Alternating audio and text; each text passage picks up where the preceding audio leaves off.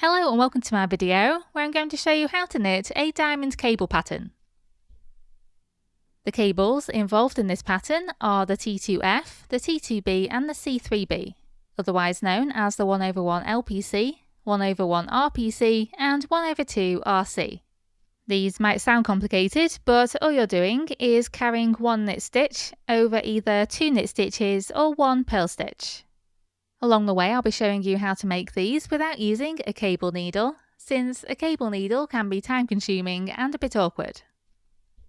The result of this pattern will be a diamond cable with a line of stockinette stitch down the centre on a reverse stockinette stitch background. Most of the cables we'll be using are where a knit stitch is passed over a purl stitch, since it's purls that make up the background. As you can see, I've already completed rows 9 through to 16 because I wanted the pattern to start at the widest section of the diamond. So if you want to start there too, just begin on row 9 of the pattern repeat. And if you want to start at the point of the diamond, instead start on row 1. The cable panel itself is 11 stitches wide, and then I'll be adding 6 stitches, 3 on either side, for the border.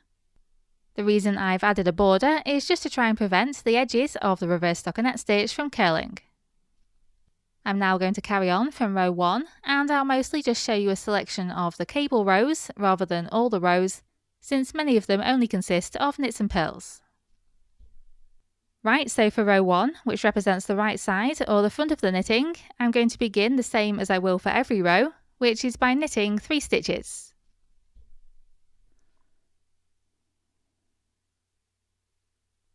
You then need to bring the working yarn between the needles to the front and purl 4 stitches. And then it's time to do a C3B, which is where you carry a knit stitch over 2 other knit stitches. I'll be adding videos to my channel to show you other ways you can do this, but how I'm going to do it is I'm going to take the right hand needle in front of the left hand needle. I'm going to take it down into the 3rd stitch. Hold all of those first 3 stitches at the base, slide them off the needle, and then replace the left hand needle into the 2 available stitches.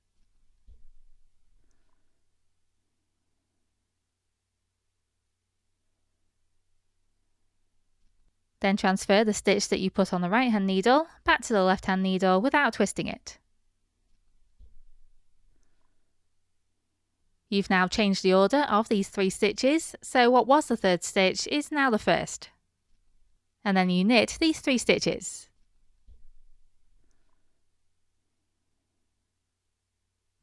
The result is a 1/2 cable which leans to the right. Then bring the working yarn between the needles to the front and purl 4. And take the working yarn to the back again and knit 3 for the border. And then row 2, which represents the wrong side or the back of the knitting, is just knits and purls. So knit 3 for the border, then knit 4,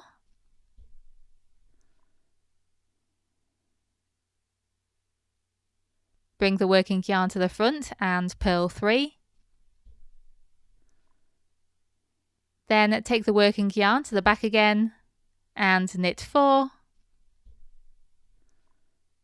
And then knit 3 for the border.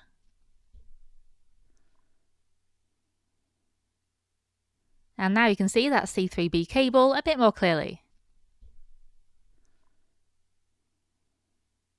And now we're on to row 3, where I'll be showing you the T2B and T2F cables. So first you need to knit 3 for the border. Then bring the working yarn between the needles to the front and purl 3. And then we'll be doing the T2B cable, otherwise known as the 1/1 RPC. So to do this, take your right hand needle in front of the left hand needle and take it down into the front of the 2nd stitch. Hold the first 2 stitches at the base, slide them off the needle, and then replace the left hand needle back into that available stitch. Then slip the stitch from the right hand needle back to the left hand needle purlwise. Then you knit a stitch,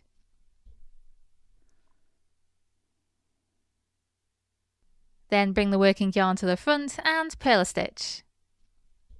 What you've done is carry a knit stitch over a purl stitch to create a cable that travels to the right. Then take the working yarn to the back and knit a stitch. And then we're going to do a T2F cable, otherwise known as a 1/1 LPC. This time you need to take the right hand needle behind the left hand needle, then go down into the back of the second stitch, hold those first 2 stitches at the base, slide them off the needle, and put the left hand needle back into the now available stitch. Then transfer the stitch from the right hand needle back to the left hand needle purlwise.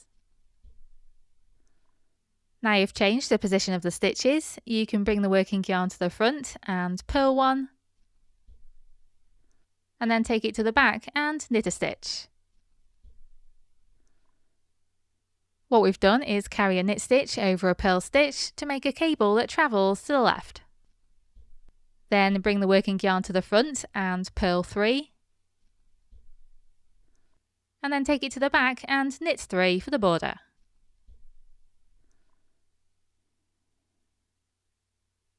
Since rows 4 to 10 are very similar to what I've already demonstrated, I'm just going to put the pattern for those up on screen.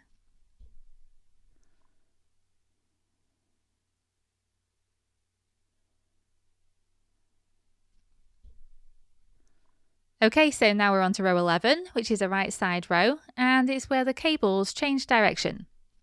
So now we're going to do the T2F before the T2B. So to begin, as usual, we knit 3 stitches. Then bring the working yarn between the needles to the front and purl a stitch. And then do a T2F. So take the right hand needle behind the left hand needle, go down into the back of the second stitch, hold the first 2 stitches at the base, slide them off the needle, and put the left hand needle back into that available stitch. Then transfer the stitch from the right hand needle back to the left hand needle purlwise. Make sure the working yarn is at the front and purl a stitch, and then take it to the back and knit a stitch. And that's a T2F completed.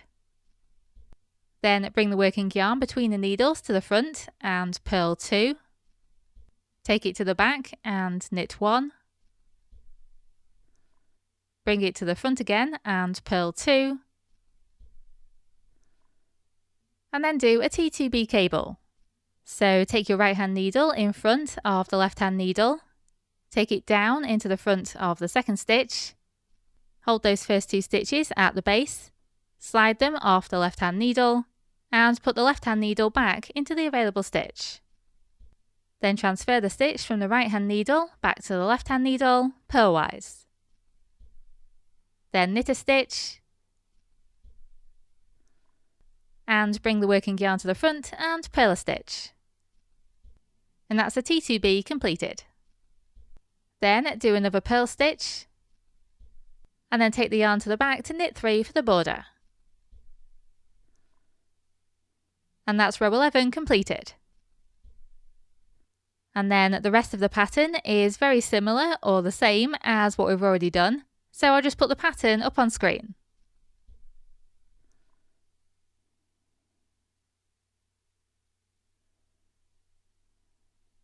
And here you can see the result.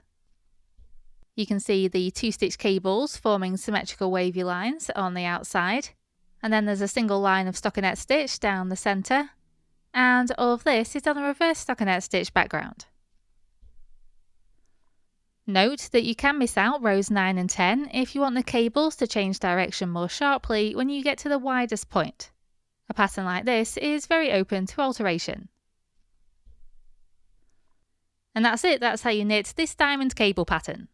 I really hope you enjoyed this video, and thank you very much for watching.